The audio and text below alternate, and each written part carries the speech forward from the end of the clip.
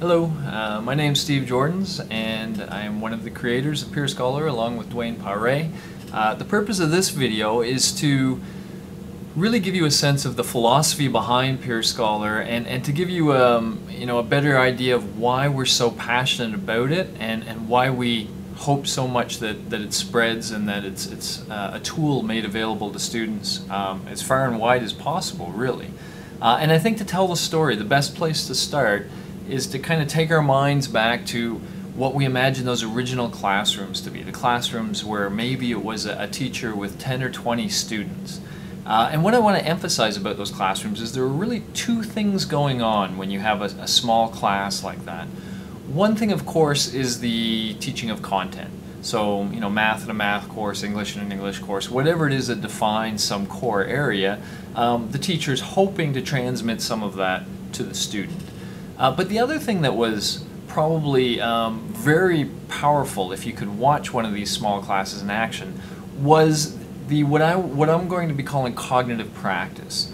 That is, with a small class, a teacher probably did not just talk to the class, but instead they talked with the class. They had conversations, they challenged them, they asked questions, they brought them to the board to do some work in front of the class themselves.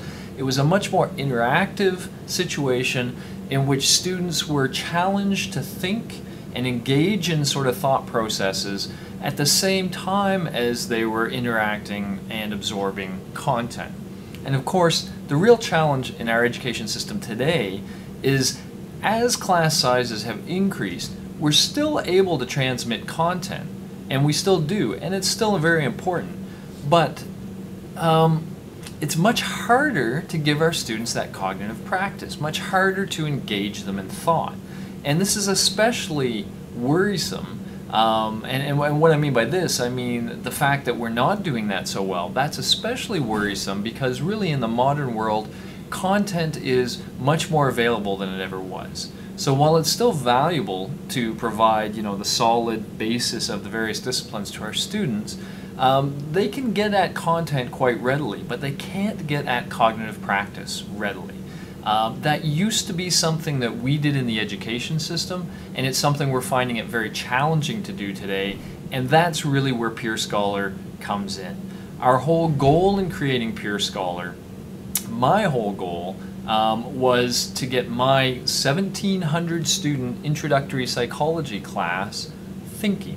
And not just thinking, but communicating those thoughts in clear, efficient ways. So the challenge really was, how can you do that? How can we give students this rich cognitive practice? And as you'll hear me say in other videos, in my mind, I study memory. And there are different kinds of memory. One kind of memory is called procedural memory, and it's the kind of memory that we use when we play basketball or ride a bicycle or do martial arts if we know how to do martial arts, play a musical instrument, anything that involves a coordination of physical processes. And what we know about procedural memory is that it's what I call a one-way street, in the sense that if a student puts in the time and practices, and especially if they're put in a very efficient practice environment, then over time, two things will happen. One thing is that the behavior itself will become much more fluent. So if we imagine, say, a guitar player, their ability to actually do the right patterns with their fingers and produce the right notes will start to become more fluent, it'll sound prettier, it'll be more rhythmic, all those kinds of things.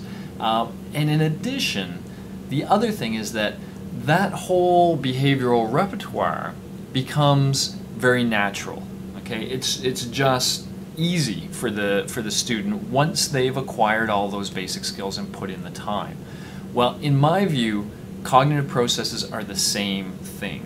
They're not natural, not necessarily, not things like critical thinking. Many of the views we hold, we simply hold via indoctrination. We've accepted them because other people believe them. We haven't necessarily thought about them deeply and thought about how they fit with other views we hold and all that. It's not, that sort of critical thinking is not natural. But, neither is playing a guitar natural.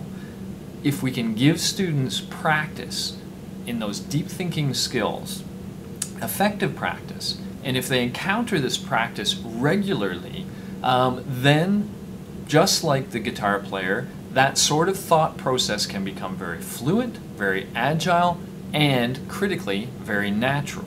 So within the education system, just within higher education itself, we have about 4 years in which we could have students in our sort of cognitive gym. And if we think in the bigger picture, if we extend this, down to the school level, well, we can have as many as 16, 17 years of training. But even with just the 4 years of training, we can have a major impact on our students' natural tendencies to think clearly and to articulate their thoughts well. That's the goal of peerScholar, and it's lofty. There's no doubt. It's a lofty goal. But hey, shoot high, right? That's sort of part of our philosophy as well. So really, the way peerScholar does this is no great magic. There have been a number of techniques that have been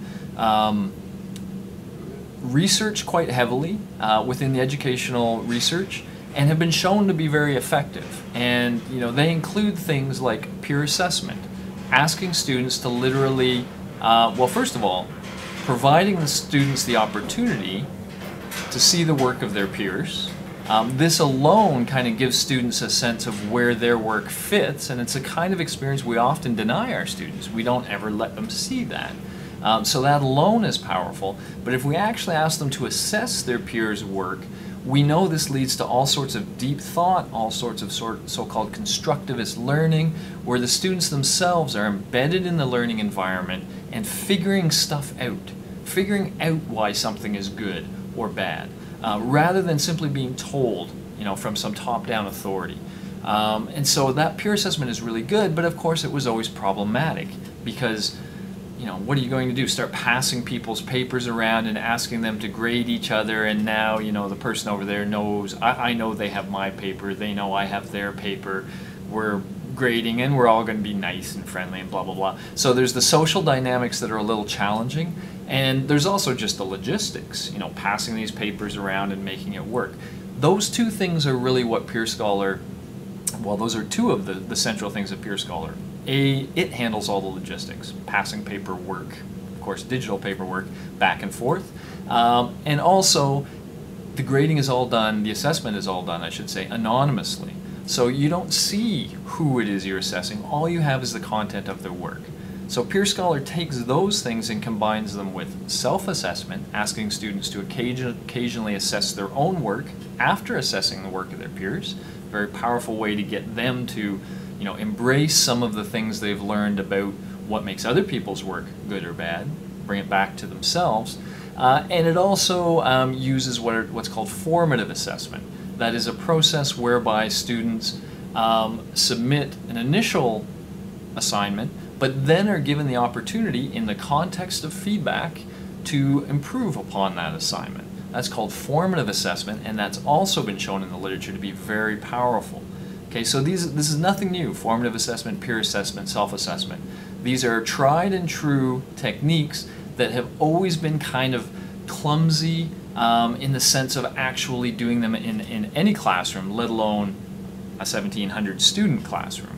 But what peerScholar does is makes that possible. You can now do those sorts of assignments and do them in a way that's logistically very easy, financially not expensive at all. In fact, it can be virtually free depending on whether you're using the formative assessment feature or not.